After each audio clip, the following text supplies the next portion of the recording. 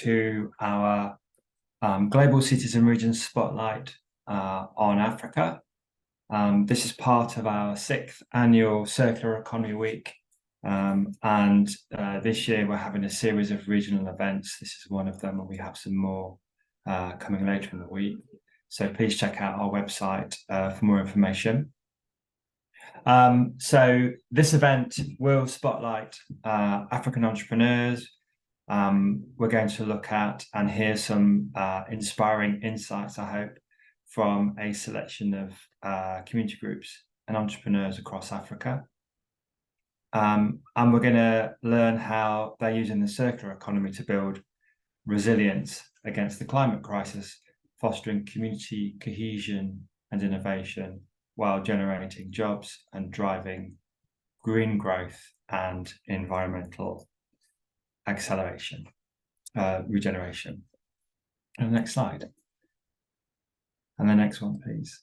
So that was me. Yes, I'm Wayne Hubbard. I should introduce myself, shouldn't I? The CEO of ReLondon. And we're going to be joined today by Alhassan, Joanna, Dozie, and Kigen from these groups. As you can see, Recycle Up Ghana, Footprints Africa, QuadLoop, and BioBuu. We're going to have a series of presentations. There'll be a question or two after each presentation, and then we'll have some questions from you guys. So put your questions in the chat if you have a question for any of the presenters and panelists. So I'm going to start by asking Alhassan to do his first presentation. So I'm going to go off camera and Alhassan will give his presentation.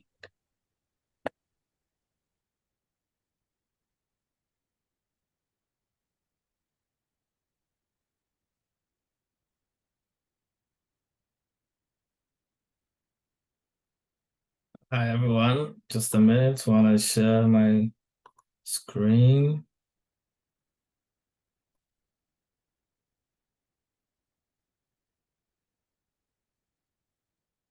Okay, I think everything is clear now.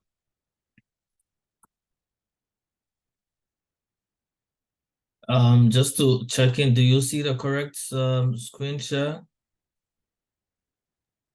Yes. Okay, great. So hi everyone, my name is Alhassan Muniru. I'm the co-founder of Recycle Up Ghana. At Recycle Up Ghana, we co-create local solutions to the waste challenges in Ghana through youth empowerment programs. So what is the challenge that we are seeking to solve? Ghana has a huge challenge with waste, and it's not only limited to Ghana, but a lot of other places as well. Estimates show that around 12,710 tons of municipal solid waste is generated each day, and only 8% of those are recycled. And when you look at it from a plastic perspective, Ghana is generating 1 million tons of plastic waste annually, and majority of it ends up, in the landfill. Some of them are burned, and also in the sea, which causes a lot of, which has a lot of consequences for environment and the society at large. So, what are we doing about this?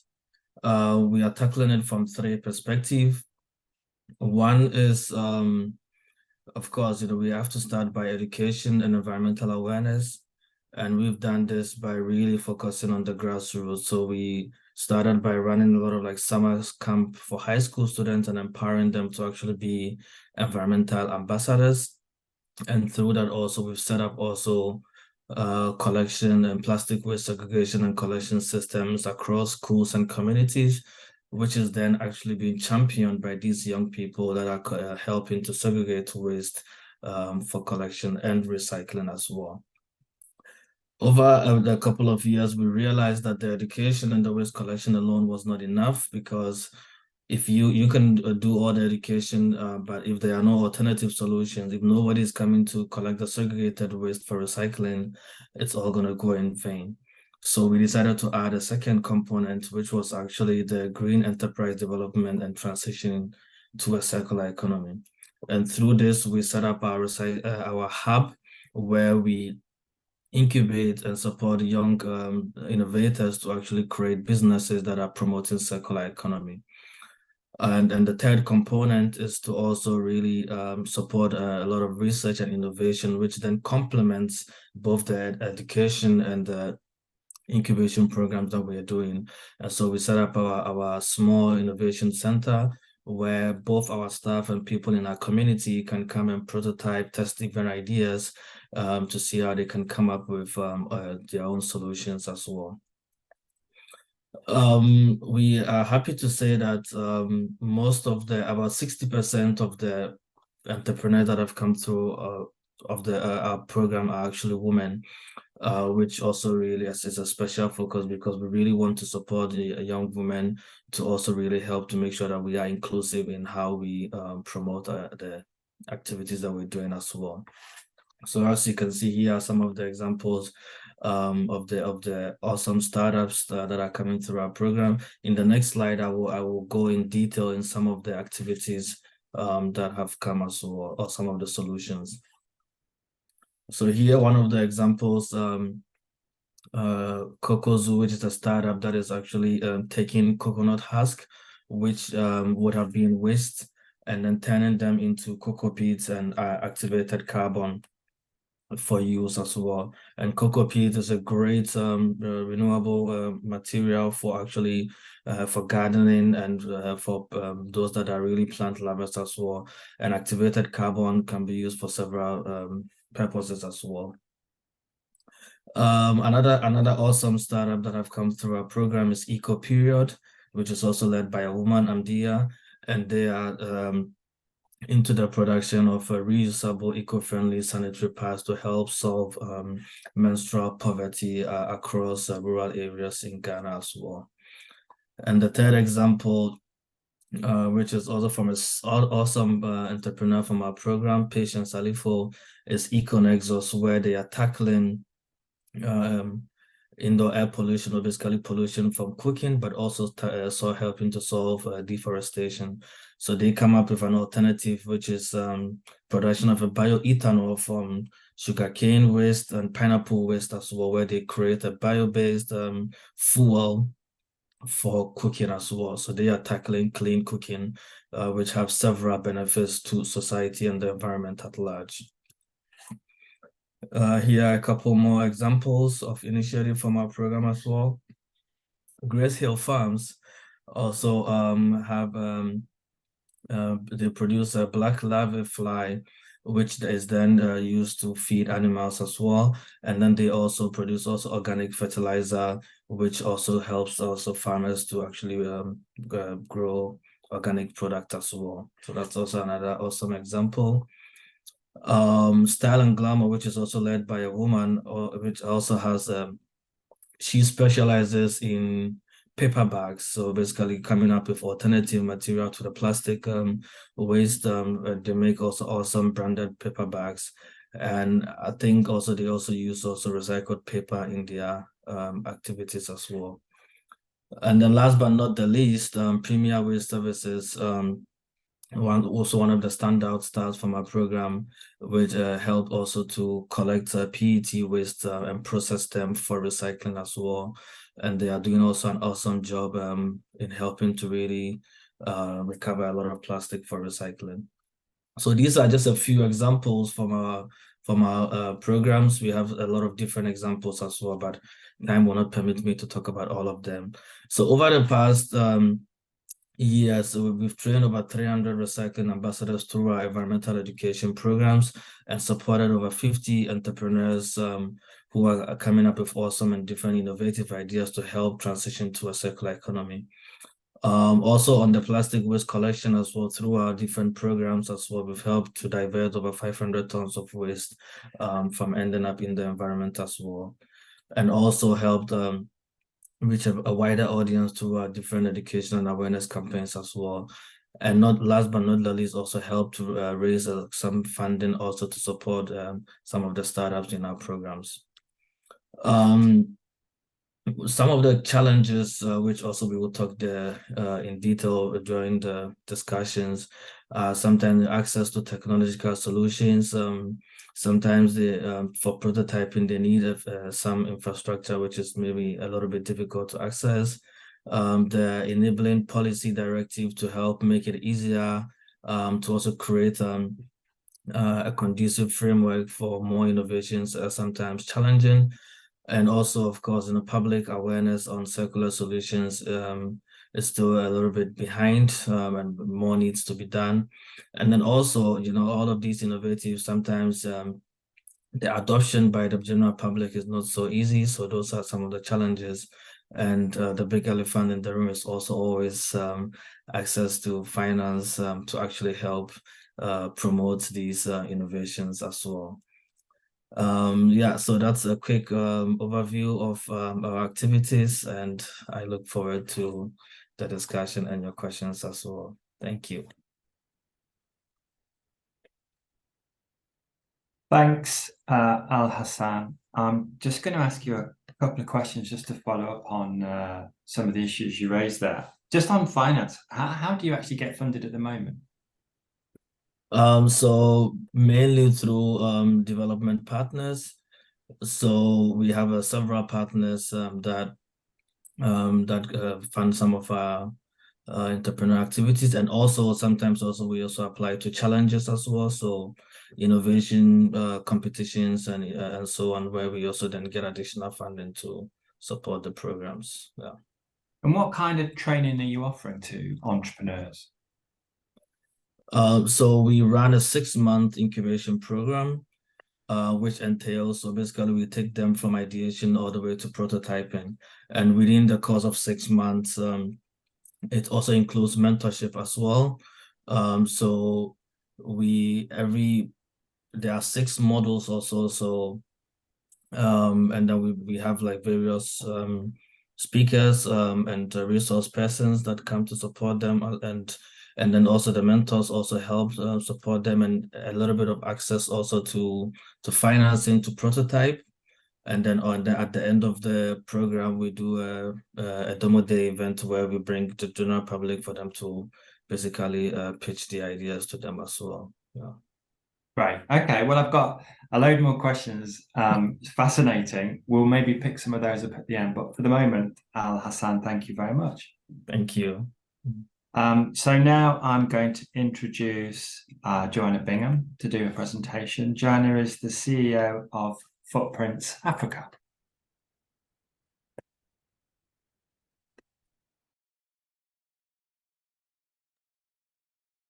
Wayne, let me just share my screen with you. Bear with me.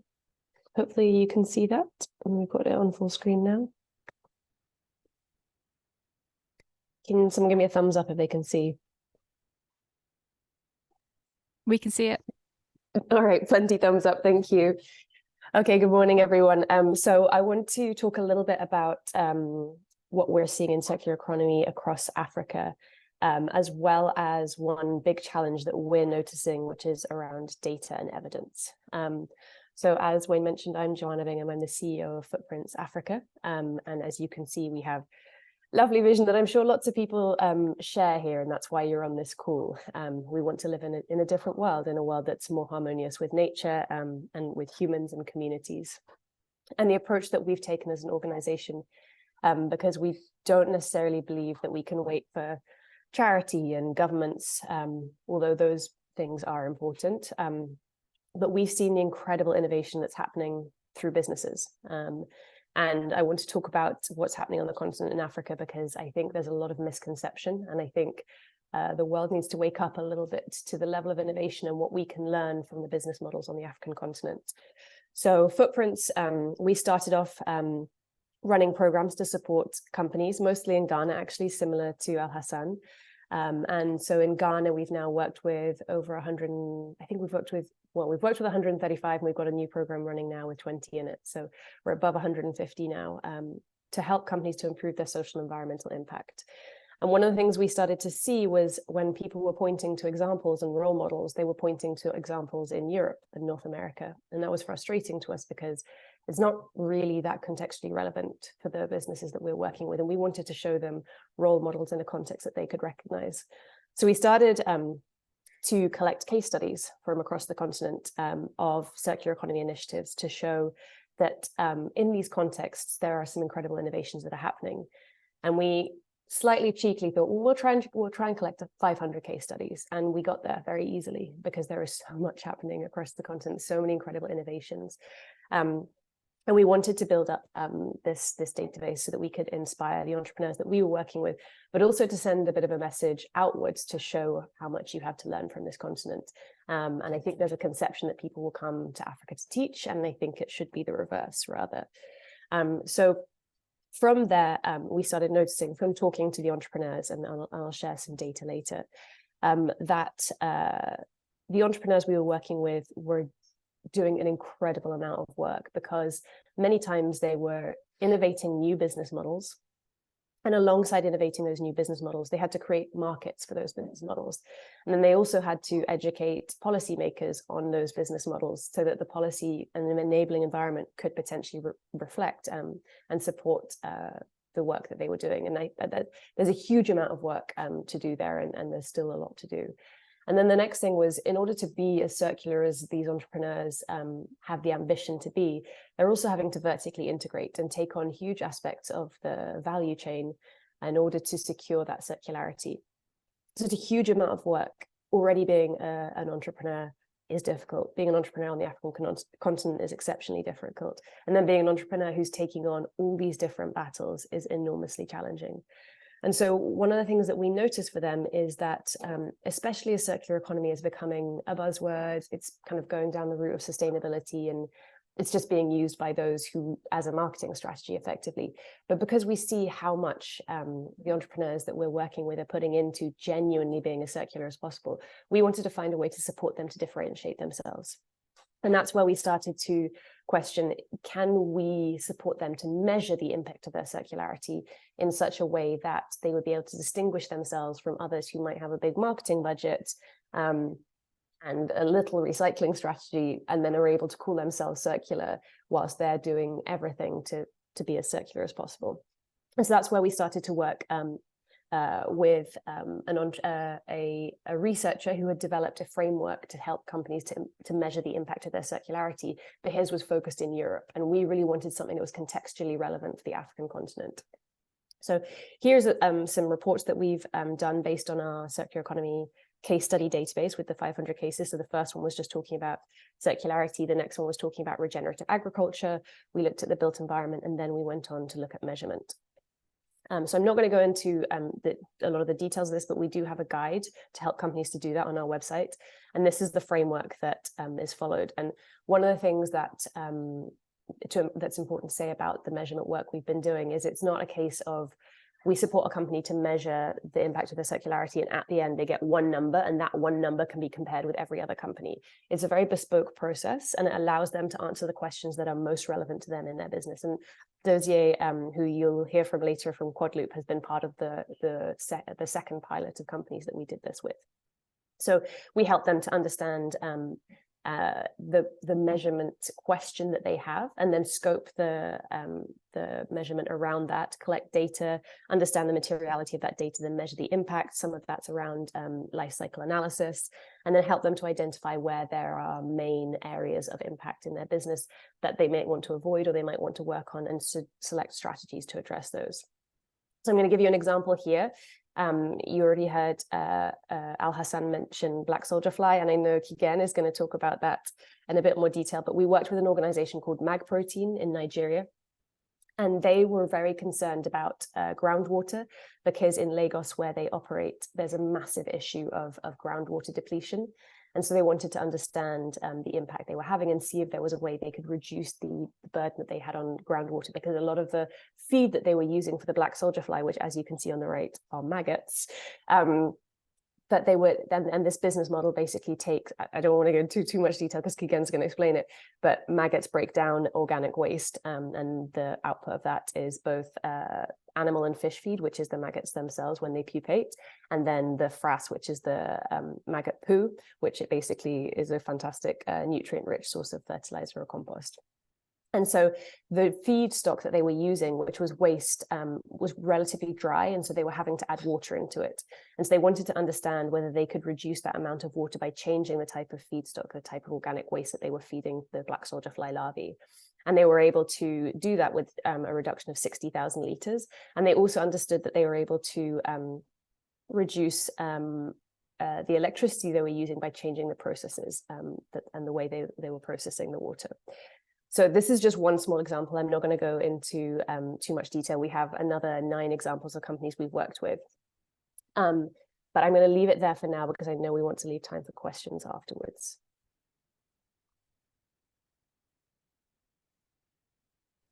Thanks, Joanna. I do have one question now, actually. So you mentioned that you've developed a database of over, I think you said 500 studies of circular economy initiatives across Africa. Have you noticed any particular trends? Yes, we have. And let me just share my screen again because I've got a couple of pieces of evidence from our. So I already saw the map that I showed you, but if you look and you see the dark patches, that's where we see more clusters. So the color of the country shows the number of examples that we've seen from those countries. So you'll see darker clusters around Ghana, Nigeria, South Africa, and Kenya. And part of that is because we're seeing a lot of innovation and circularity from there. But another part of that is also because we have a stronger network in those countries. And so it's been easier for us to collect cases. And what that showed is it's really about, the context is relevant, it's really about the networks you have. And many of the organizations are not necessarily self-describing as circular economy because the work they do is inherently circular. And circular economy is kind of the latest buzzword, and that helps people to find you if you self-identify in that way. But a lot of businesses just do this because it makes sense. Yeah. And so the 500 just barely scratches the surface.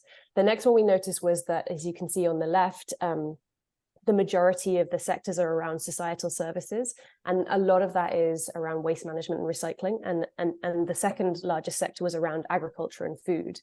And it just shows that entrepreneurs are problem solvers. A lot of these business models have cropped up to address problems that the entrepreneurs are seeing in the world around them. On the right, you can see that this is a circularity. This shows you the year that the companies were established. So we're going back right to 1957. Some of these businesses have been around for a long time, but you can see the momentum that's picking up in the last 10, 15 years as you see circularity really starting to be adopted as a trend. That's amazing. That's really interesting. And then and so this is we did a questionnaire with some of the entrepreneurs. This doesn't represent all 500, but what we were seeing is the enablers that they were pointing to that they needed. So government and policy support was number one, and I think entrepreneurs are not feeling well served in this regard right now. Research and analysis. So this is one of the reasons we started doing the work around the measurement to try and get more data. And then online platforms, because the entrepreneurs really are benefiting from collaboration. And then lastly, as Alhassan mentioned, what's needed and what's required, access to finance, unsurprisingly, is the biggest one. And like I mentioned in the chat earlier, I think there's a big problem of design of financial instruments. And that is something we don't have time to go into now, but maybe we can talk about later.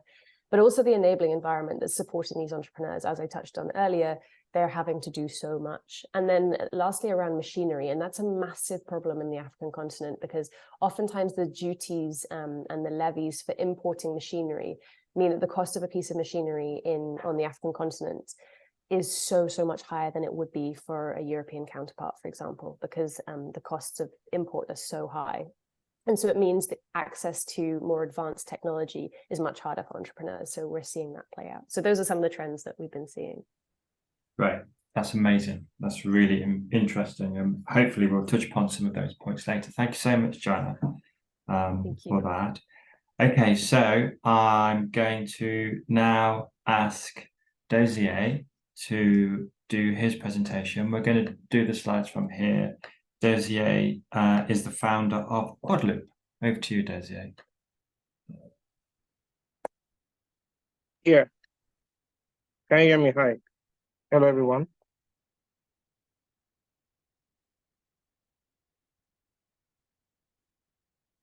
Can you see me, please?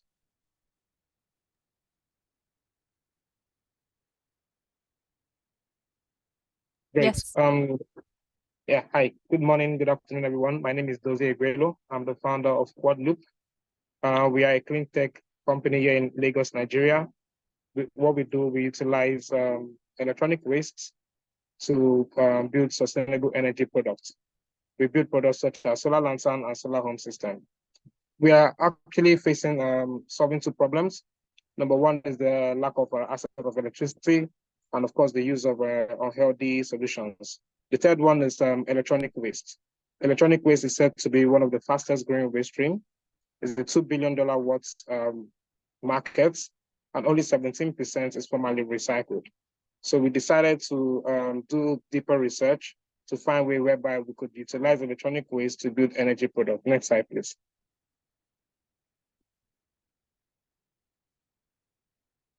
So here's a typical scenario occurrence in Africa, mostly the rural parts of Africa.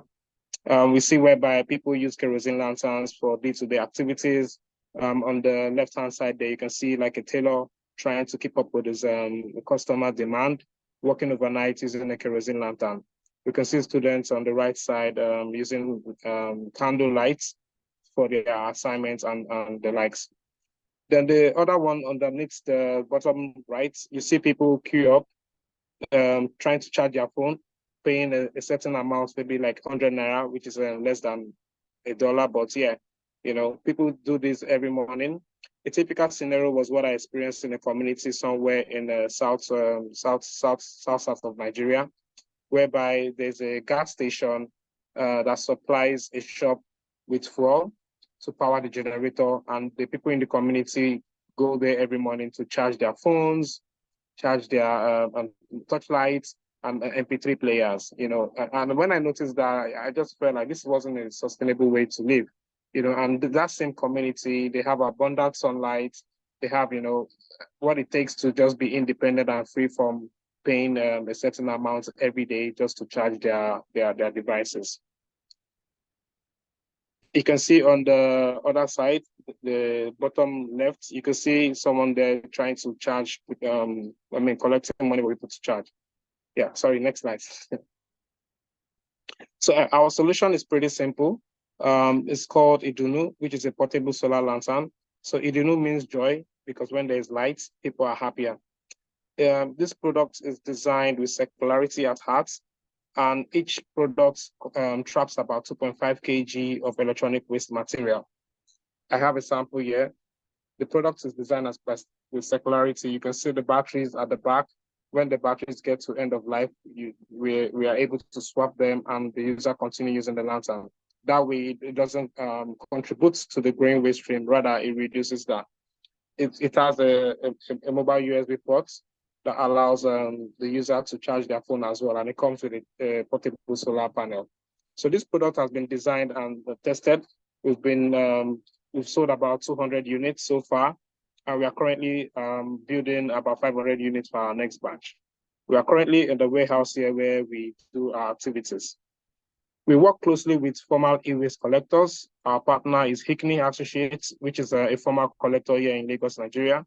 So they collect the waste from big corporates such as British American Tobacco, Nestle, Central Bank of Nigeria, and other energy companies as well. So when this waste comes down to the facility, their own team dismantles, then our team selects the materials that we need to use, and we use them to rebuild our products here at the same warehouse. Next slide, please.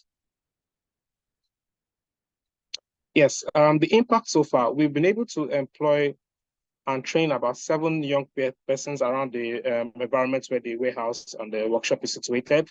You can see this is most of our key activities. On the bottom left, you see where young persons are dismantling discarded laptop batteries. These batteries are being harvested, tested, and reused for smaller applications. Most people believe that laptop batteries are totally dead, but for us, we see a lot of value in it, because the battery manufacturers have designed these batteries not to last within a certain period of time, right, on your laptop. But for us, on the applications that we're putting the batteries, it's going to give you about 2 to 5 year lifespan. Also, you can see on the top right, you see we have a young person there putting together the enclosure. This enclosure is gotten from e-waste as well. It's one of our sensitive material. We have a proprietary design that allows us to fabricate this, and we already have our certificate of patency in Nigeria. Yeah, one of the ways that would sell the products is that we go out for exhibitions. You can see it on the top left, and then the next one in the middle. Those are places that whereby we exhibit our products, whereby people come to buy and we sell to them. Next slide, please. So yes, that's just a bit of what we do. I believe that together we can create a cleaner, safer environment for all. Thank you.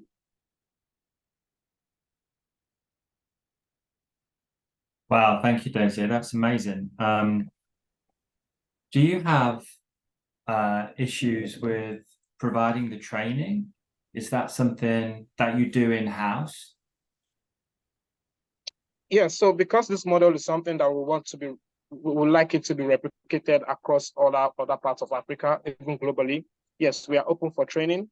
We are looking forward to train people in other parts to let them understand how they could, of course, number one, utilize Second Life battery, let them see the value in the waste from Second Life battery packs and other components from e-waste. So we are open for training from anywhere. And this must have massive applications within the continent. Are you looking at expanding outside of Nigeria? Certainly. So I was in Mombasa with Joanna, and we had an e-waste roundtable discussion. I met with some other stakeholders in the sector, and they of course they have issues with such raw materials that we find very valuable. So we're looking to expand to other parts of Africa.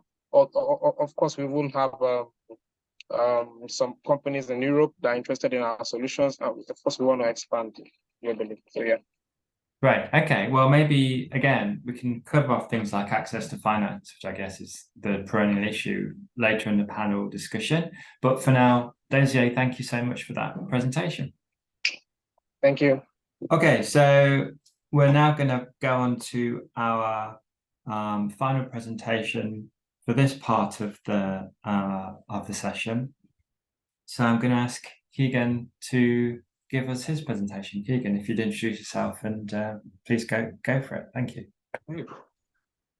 Good afternoon, good morning. My name is Kigen Compton, and I am the CEO and co-founder for BioBuu Limited. BioBuu is an insect protein company.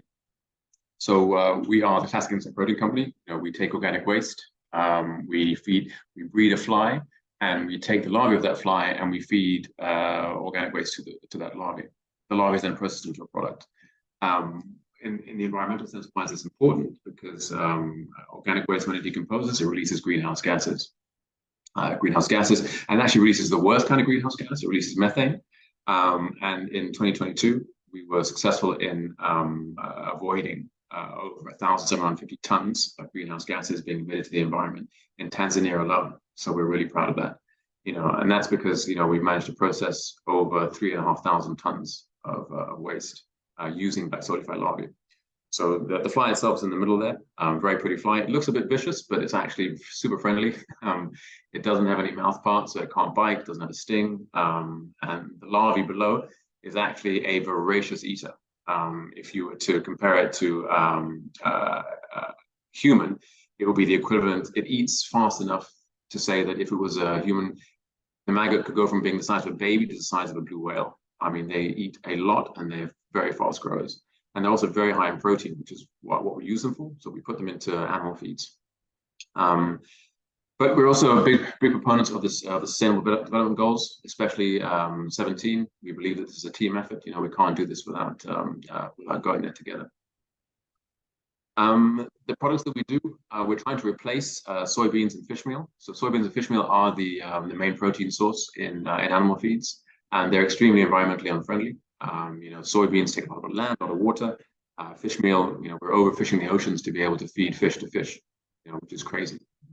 How we've come about to that, it doesn't make sense.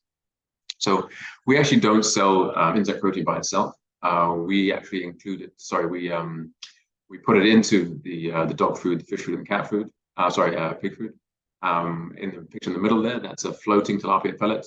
We are the only factory in Tanzania that's making high protein floating tilapia feed. We also do a dog food. And then that product on the right, the bottom right there, is insect oil. So, in order to include it into, include insect protein into dog food, fish food, you have to remove the fat. So we've recently installed an extrusion line.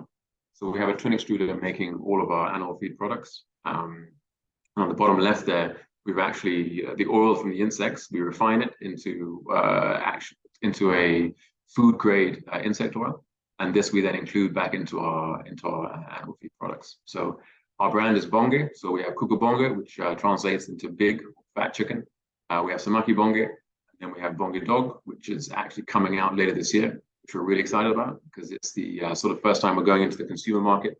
Before we go with our chicken and fish brands, we were mainly dealing with farmers, and it was a lot of B2B. But we're quite excited now that we're actually stepping into the retail sector. So we have 2 plants. Our main one in Tanzania, we take in about 35 tons of waste a day. This waste, most of the waste we take in actually can't be fed to insects, so the insects don't like it. A lot of fibrous waste, such as sugar cane and banana leaves and whatnot. So we actually do a lot of windrow composting.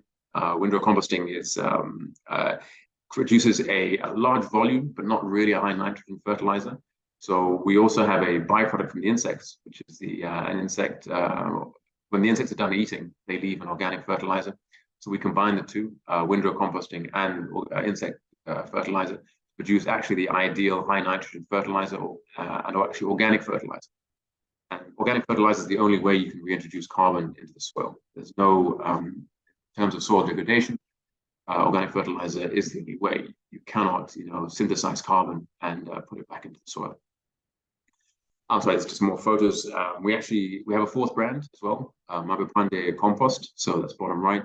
And this is where we've distributed to about 500 smallholder farmers in Tanzania in 2022. And that number has gone up exponentially since then.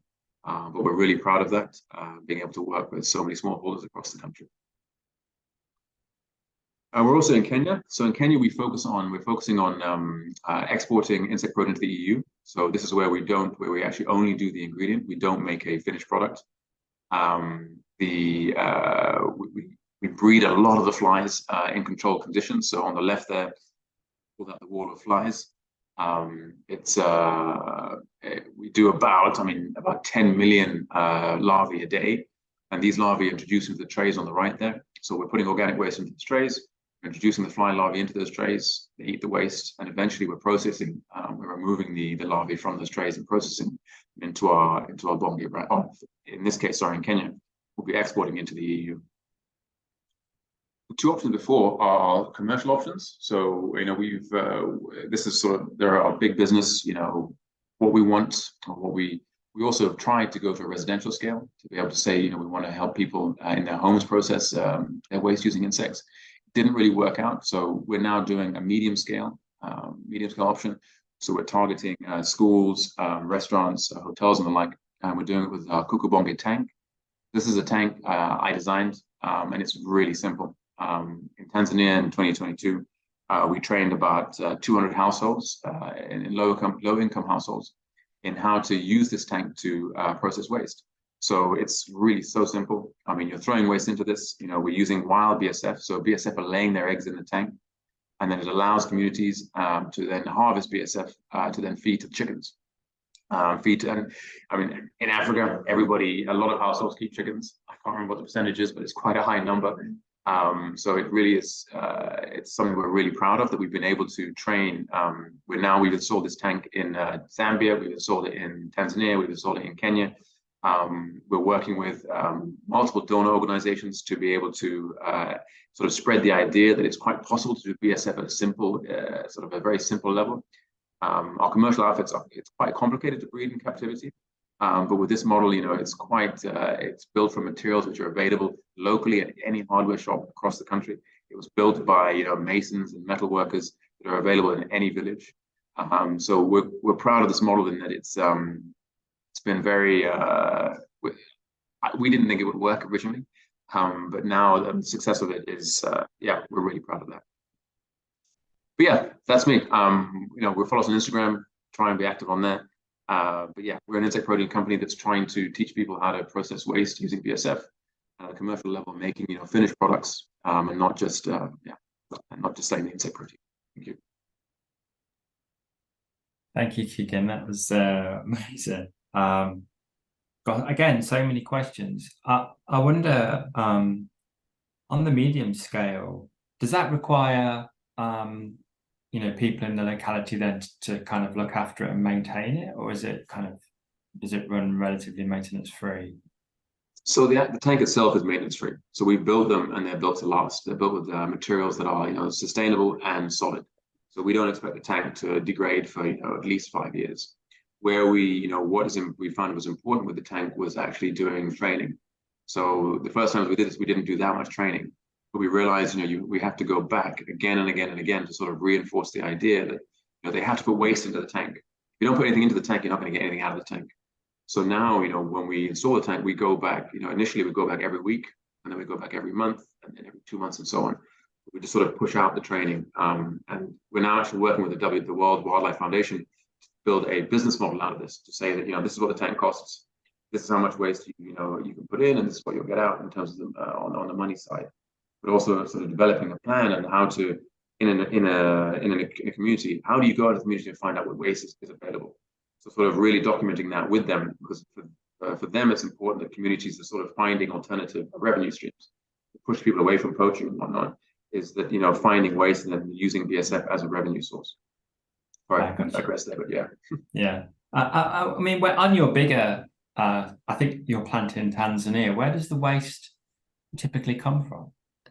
So we do most of the municipal fruit and vegetable markets. So these markets are producing, on average, between 5 and 10 tons of waste a day. Dar es Salaam is a very big city. I mean, it's 8 million people, and it's predicted to grow quite sharply. We also do, big commercial producers. We do the breweries, we do dairies, we do, hotels, big hotels. I think, this on that side, on the commercial side, you need so much waste because the conversion number is quite low. You're doing maybe every 2% of the waste you bring in, you will turn into end product. So it's quite you need volume, and you need vehicles and trucks and fuel, and it gets quite expensive. We're now a logistics company mostly, so most of our time fixing vehicles and dealing with drivers. Yeah. Yeah, it's interesting how your original concept suddenly you find out you're doing something completely different to what your original concept was in terms of. We thought it was so simple. We thought it was so simple. We're like, you just feed waste to the insects, and it's all over. But it's a lot more complicated than that at the commercial scale. This is why we're excited about the tank, because it's so simple. I mean, you build a tank and you put waste in, you step back. We're really proud of that. Okay, yeah, and that gives us some insight as to how you came to that particular solution. Yeah. Okay. Well, again, thank you. What I'm going to do now, though, is ask everyone to join, and maybe we'll have a conversation and incorporate some of the questions that have come up from the Q&A. If you've got questions, by the way, please do put them in the Q&A. So if all the panelists would like to come back on screen, if all the presenters would like to come back on screen and become panelists, we'll have a chat. We'll see how long this goes for, and then in terms of time, we'll see how the conversation goes. So I mean, I just want to go back to something that Joanna raised, really, which was around teaching and learning, and the differences between North America and Europe and the global South. I mean, I'm hearing things that sound like problems that we all have experience with, but clearly there's a contextual difference. So what do you think we could gain in Europe from collaborating with entrepreneurs in Africa? So yeah, go for it, whoever wants to come in.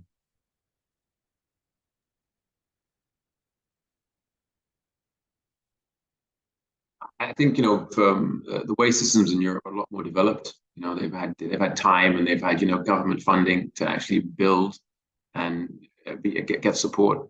So I think, government's going to really look to that and say, like, how can we take, what they did, 20 years ago to develop the systems here?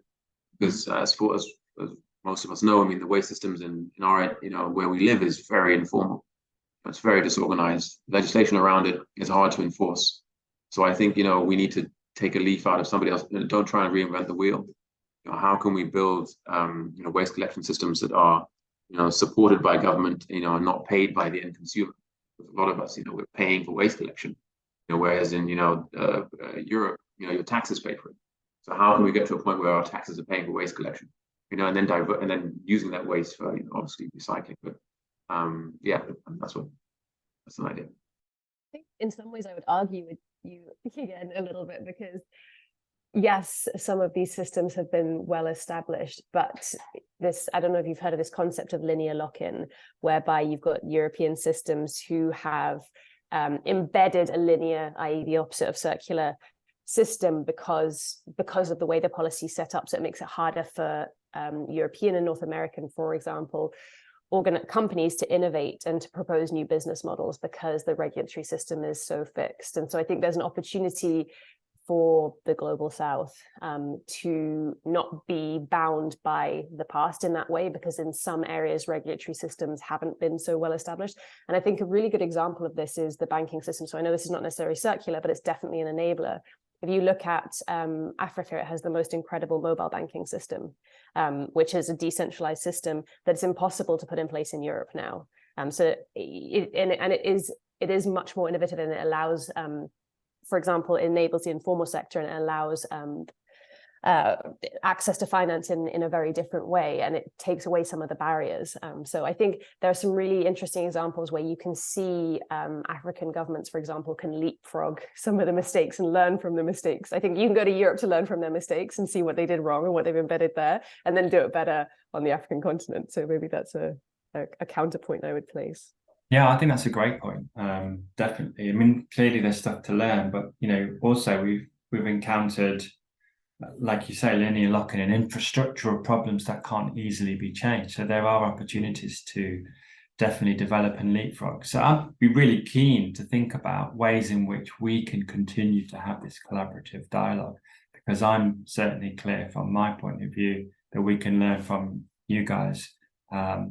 If not as much, maybe more than you can learn from us. So, I mean, does anybody else want to come on to that, have a view on that point? Yeah, I can add. Yeah, and I am more or less re-echoing what Joanna also said. I think from our perspective back home, I think the challenge has also been, we blindly copying what the West have done over the years. I think when you look at how our grandfathers used to live, a lot of the things they were doing were actually quite circular. They were using regenerative tools and methods and stuff. So, for example, we are drowning in plastic waste because we think that it's civilized, more or less. We see that to be the way to go, but it's not. So it's also about actually showing our people that actually a lot of the cultural practices that were already being done are actually quite sustainable. So it's about how we can actually take those things back, of course, in a modernized way, to actually help also improve societies as well. So these are also some of and actually in Ghana, some of it are coming back. So for example, eating in leaves, in green leaves, now there's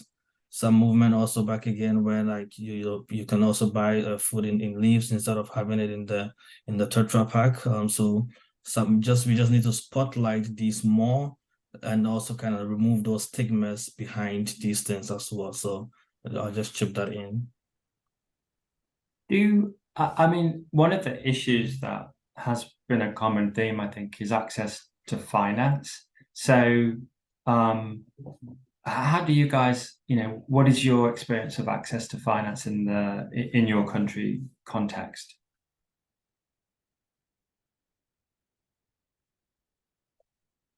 Dozie, maybe I'll just pin you to that question. How are you getting, the finance that you need, and how do you expand?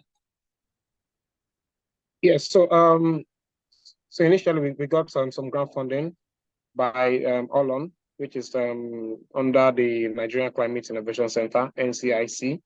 So that way we're able to, of course, buy some raw materials and tools.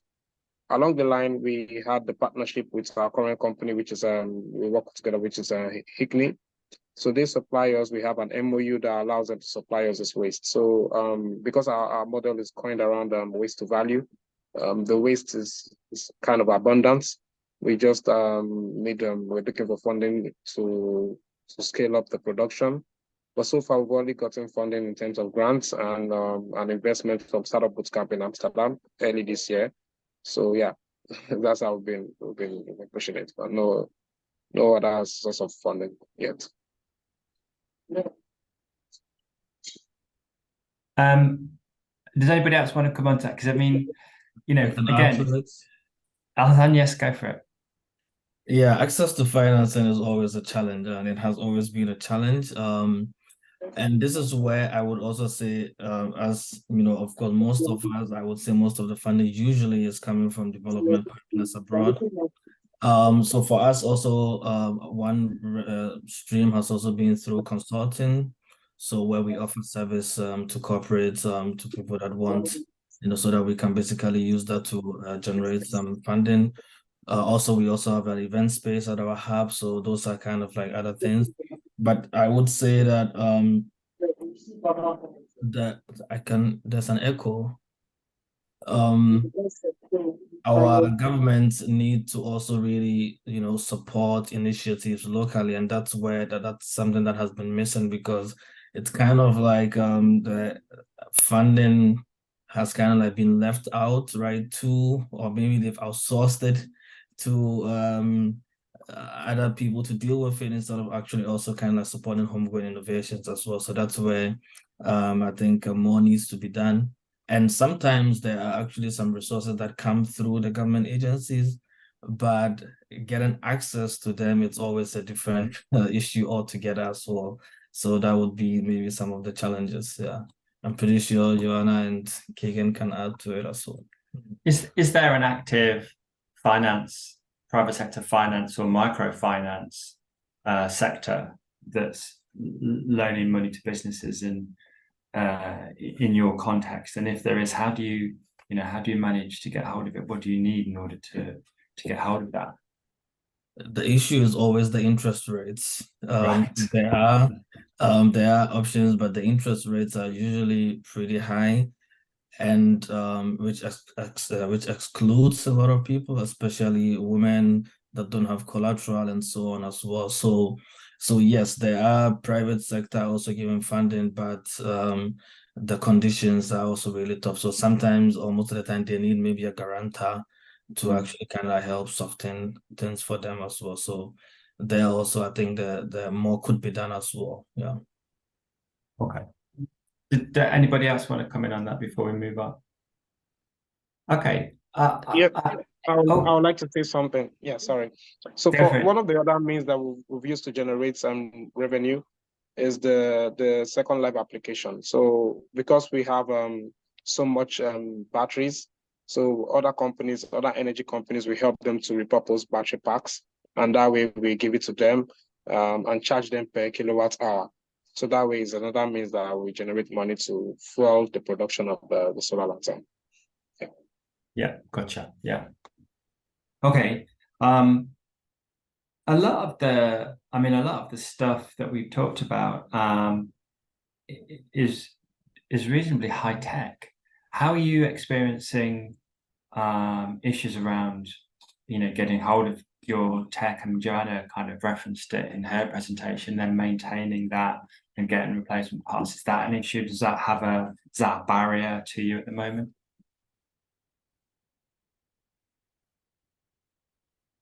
Kigen, I'm going to come to you for that, because I was, looking at some of your photos, and the fact that you were dealing with food waste. It's almost like you had a brewing process in one of those photos. It was a remarkably clean room with lots of nice stainless steel tanks. It looked like you were making nectar. So maybe, it looked very high tech to me.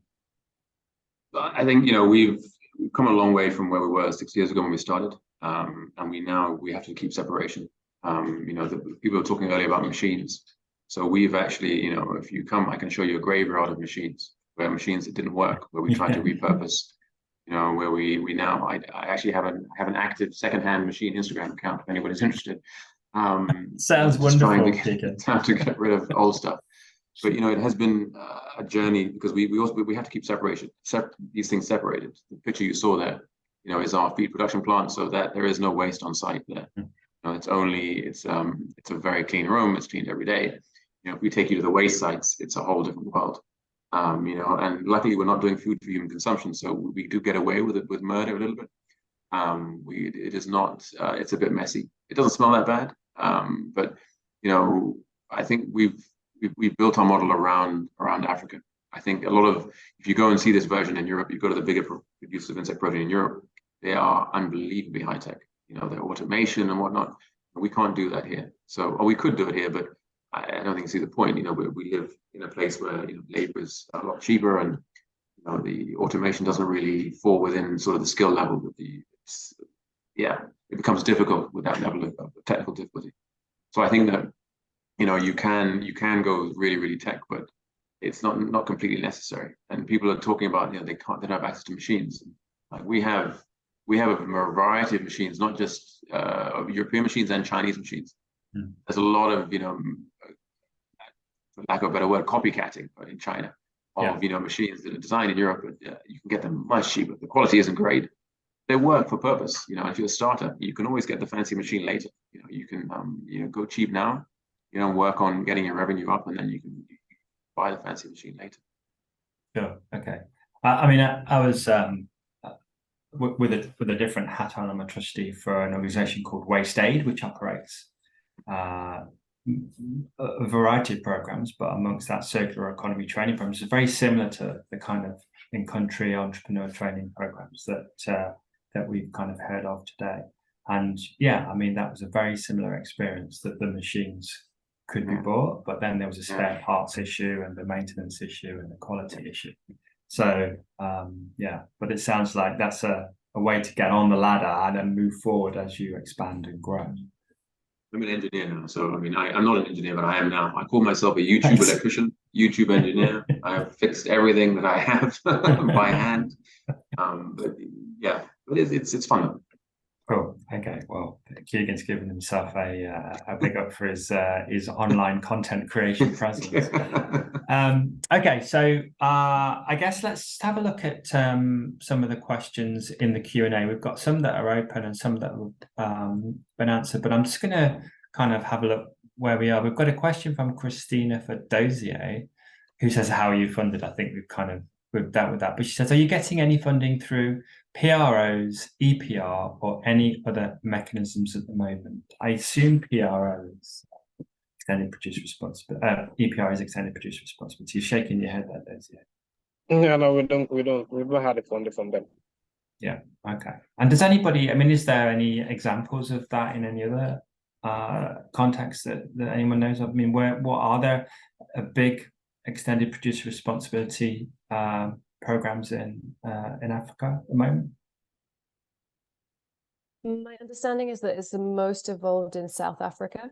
I think that's where most work has been done. They have active PROs in place. We've certainly for Ghana, so we sit on the inclusion task force for the National Plastics Action Partnership, which is a multi-stakeholder consortium. Alhassan's nodding his head. And we've certainly been speaking to South Africa to learn, and they have also been very generous with sharing some of the mistakes that they made in the design phase that has led to competition that they don't necessarily want through the PROs that has some unintended consequences. So I think there's some good examples in South Africa. I think there's some things happening in Nigeria, but it's maybe not necessarily reaching the electronics sector yet. I don't know if that's true, Dozie, if there's an EPR in place in Nigeria for plastics. It's mostly around plastics though.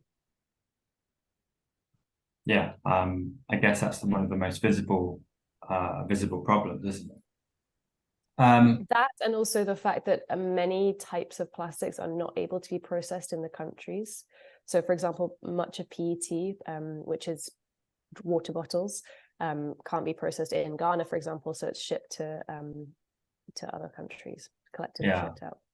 Yeah, okay.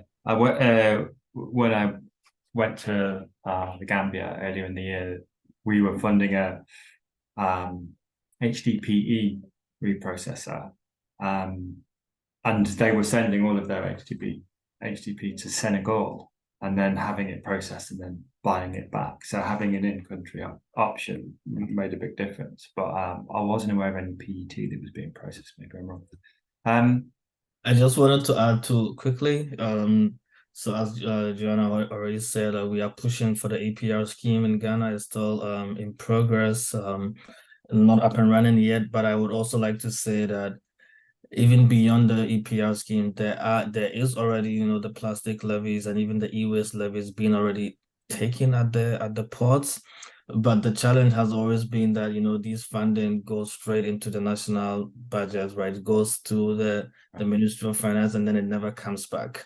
So that is also the policy challenge also that we've been pushing for, also that should the EPR scheme be set up, the design should be made in such a way that, there's a separate direction that it goes, because the levies are already being collected, but it's not really trickling down to support the innovations in that sector as well. Yeah.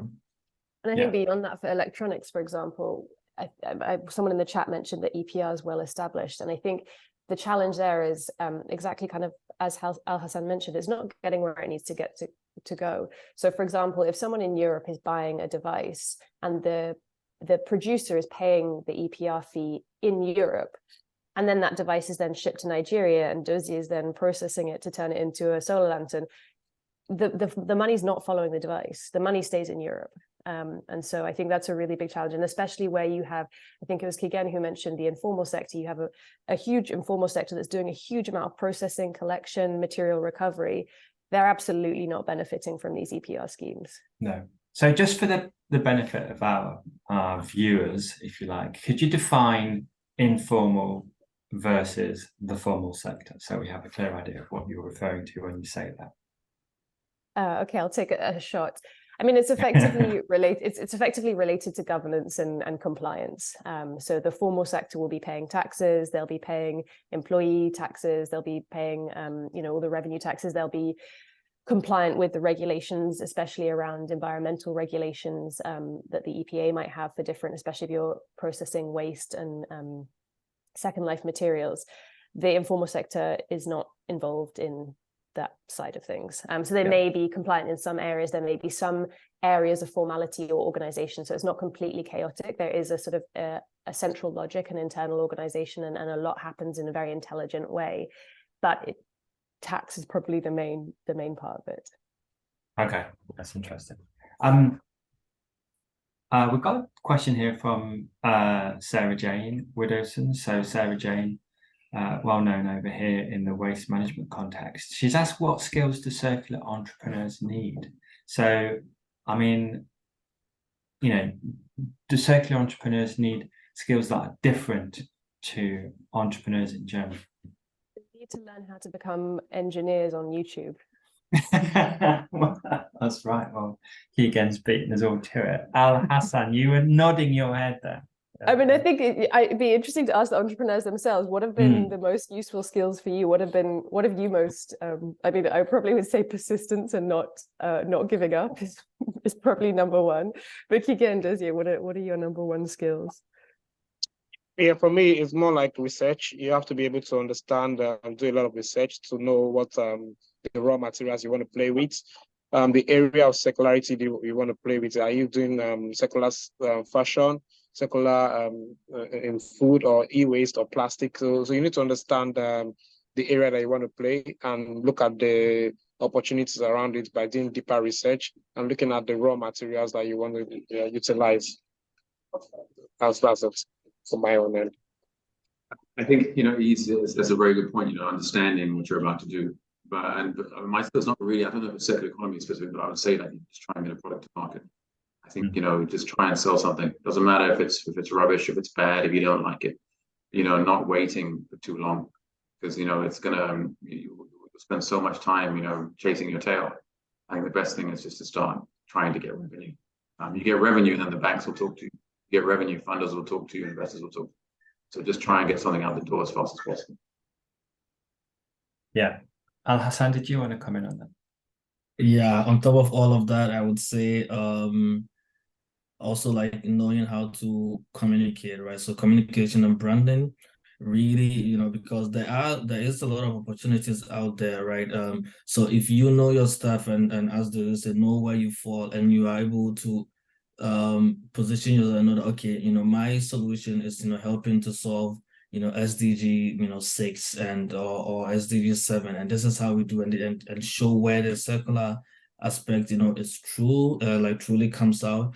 I think that also really helps them to also get like additional funding or and so on, so that you can really benefit, showcase the benefits of what you're doing to the environment, to society, and really connect the loop as well. And because sometimes they are not really good at that, they are really focusing only on the solution, the tech side. But then the other aspect, that's where also they need some people to help them to really kind of like, bridge that as well. And yeah, that would also help. I mean, sorry, Joanna, you go. I was going to say one of the big ones we see is entrepreneurs being able to build a culture and engage their stakeholders in that, because your employees are everything. And like I mentioned previously, entrepreneurs are doing so many different things. Like right now, Kigen is not at his facility managing his business. He's here talking to us. And so his team have to be on the ground doing the work, and they have to be empowered, and they have to understand the vision, and they have to be able to problem solve. And they definitely need to have to be able to problem solve, because problems come up all the time. And so I think being able to manage people, manage teams, inspire them around your vision, as well as stakeholders, and and that's different groups of people. So I'm sure Kigen is talking to policymakers and business owners, and then the informal sector. That's lots of different mindsets and ways of communicating that he's going to be able to need to deploy to be able to bring them on the vision and on the journey with him.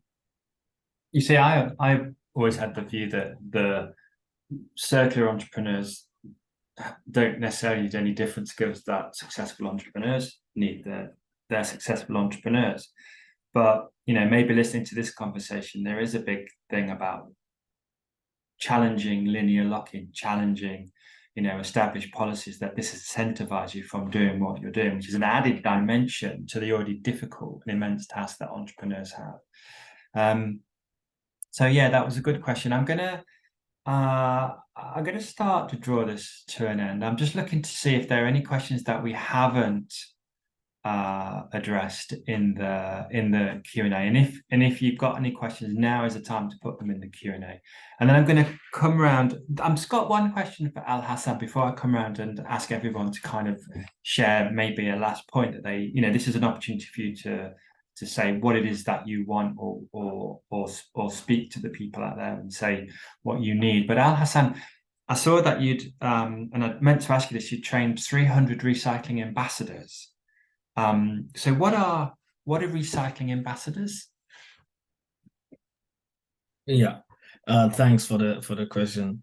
So back in 2014, when we started our initiative, we started with a model where we organized summer camps for high school students, and we took them through 3 key things: knowledge, experience, solutions. So it was basically exposing them to knowledge about waste management, SDGs, how everything is connected; experiential learning, where they go out to the environment, they experience how things are going, basically embedded into society. And then the last part is about actually solutions. So combining the knowledge and the experience, what do they want to do about it? How can they make changes in their community? So afterwards, then they became recycling ambassadors, and then they were working in their communities to actually promote ideas. So that's the same model where we've been running several educational campaigns across schools. So now it's been extended beyond. So now we actually start from basic school all the way to university level, where we run several environmental education training programs for these young people to turn them into change makers. Because if we really want to transition, if we really want to change society, we have to get everyone, to really be knowledgeable and to know, to be aware about all of these things. So these are our environmental ambassadors, will be called ambassadors. At the moment, we are also working on actually developing what we call the Nationwide Waste Education Handbook, which we'll be publishing next year. And these educational materials will then also be given to teachers in schools and also to other partners across the country who can then use these educational materials to train more young people to be environmental change makers. And already those in our alumni network are doing several amazing initiatives across the country as well. So that's our one of our key activities and our main goal. Yeah. Brilliant. I absolutely love that. It's fantastic. Maybe we can have a chat offline about how we can take some of that learning and employ that in London. That's fantastic. Thank you for that. Okay, so I think what I'm going to do now is I will ask you each individually to kind of sum up, and this is your opportunity to kind of make a pitch, say what you want to the viewers, to the people who are watching this. Maybe that could be something about how we could collaborate, how we could continue to have this conversation, what you need, what you want, what you can offer. Think of it in any of those ways. But so I'm having set you that challenge. I'm going to come to Joanna first, and then Dozie, Alhassan, and then finally Kigen. So Joanna, do you want to kind of just sum up your final thoughts? Circular entrepreneurs are amazing. I think that's thought number one. They are doing God's work and taking on so many different burdens. So I just have so much respect for them and everything that they're trying to do, because they really are typically capturing only a small proportion of the value that they're creating for us all. I think one of the things that we're very focused on right now is the measurement work that we've been doing. And we've piloted that now with 2 cohorts. Dozie was part of one of those cohorts. It was a fantastic process, and we've really seen that the value that can create for entrepreneurs. So we would love to continue to do that. And we think there's a number of ways we can do that, including with, for example, impact investors and other programs that are running for circular entrepreneurs to help them to measure the impact and actually showcase that this is both showcase and stop the bullshit, excuse my language, of those who are claiming circularity but don't really have anything behind it.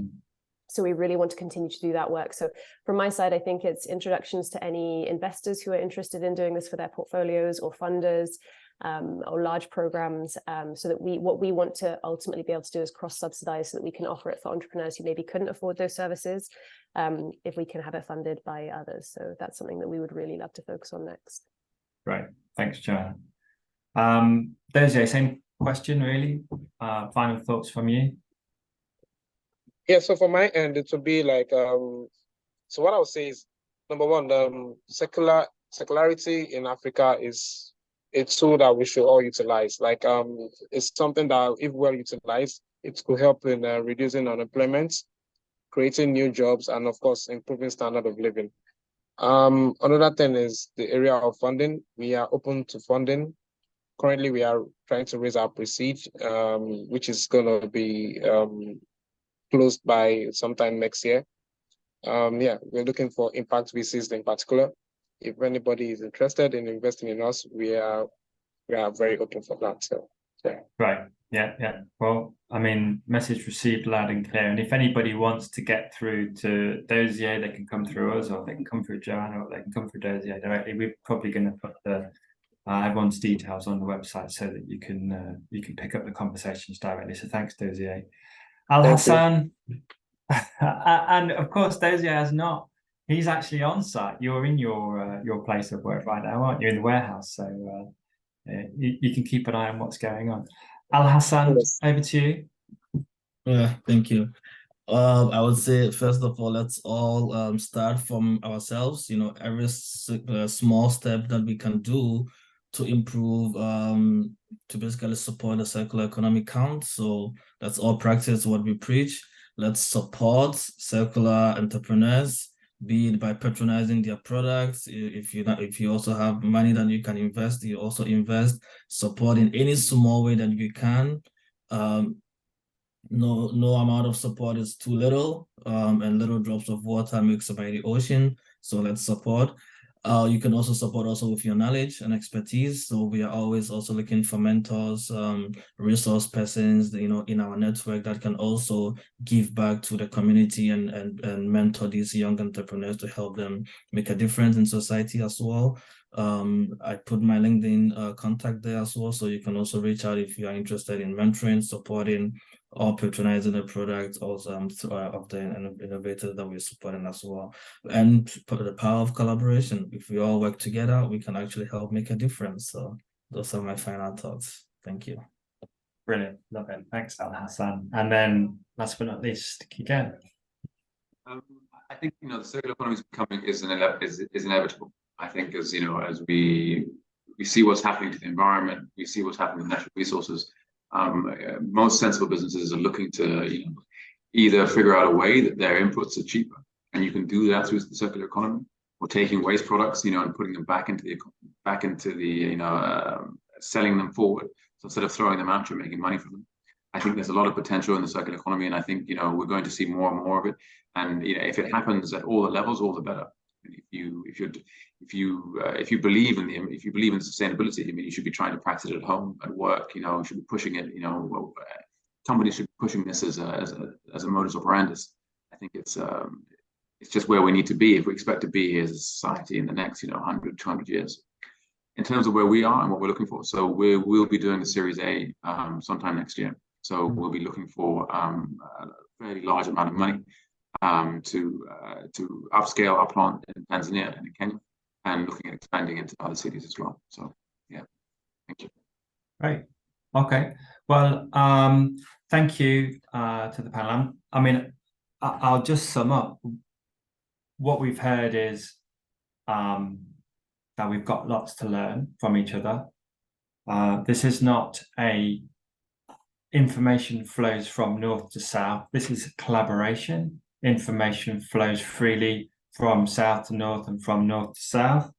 I'm excited by what I've heard and inspired by what I've heard. The people we've spoken to today are true entrepreneurs, and they're doing it in the circular economy. That means, in my view, they're the smartest entrepreneurs. As Kigen said, this is the future. Any sensible business would do this. So you are the smartest entrepreneurs. So for that, I thank you. And I think we're all privileged to hear what you've had to say. The circular economy has so much more to offer than just waste management.